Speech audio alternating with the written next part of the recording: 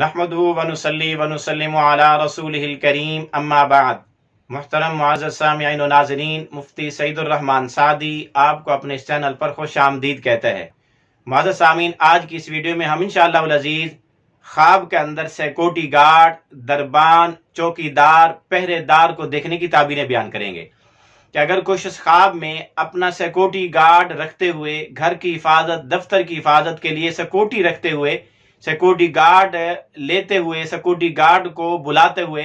Security guard کا بندوبست انتظام کرتے ہوئے دیکھے، اسی طرح گھر کے اوپر کوئی چوکیدار رکھتے ہوئے دیکھے، کسی کو دربان رکھتے ہوئے دیکھے، تو اس کی کیا کیا تعبیریں ہو سکتی ہیں؟ جس شخص نے خواب میں کسی سیکورٹی گارڈ کو، دربان یا چوکیدار کو دیکھا، یا اپنے آپ کو چوکیدار سیکورٹی گارڈ بنے ہوئے دیکھا، تو اس کی تعبیر یہ کہ خواب دیکھنے والا یا تو کوئی بڑا سرکاری افسر لگے گا،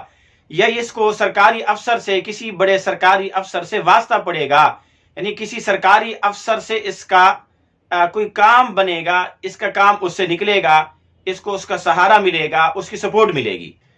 اسی طرح اگر کوئی آدمی خواب میں اپنے آپ کو دربان، چوکیدار، سیکورٹی گارڈ بنے ہوئے دیکھے، تو اس کی ایک تعبیر یہ بھی ہے کہ خواب دیکھنے والے کو کوئی عہدہ ملے گا،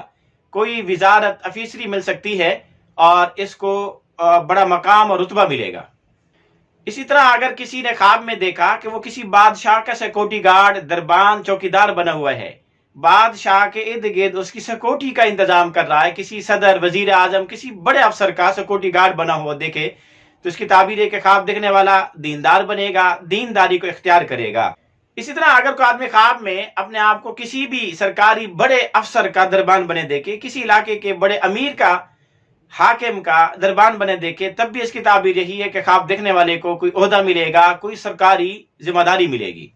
اسی طرح اگر کسی نے خواب کے اندر کسی دربان کو دیکھا کہ وہ دربان رکھ رہا ہے، چوکیدار، سیکورٹی گارڈ رکھ رہا ہے، تو اس کی تعبیر ہے کہ خواب دیکھنے والا کسی کو اپنا رازدان بنائے گا، کسی کے پاس اپنی باتیں، اپنا سامان، اپنی دنیا، دولت، مال اس کے پاس جمع کرائے گا، اس کے پاس اپنی امانتیں رکھوائے گا۔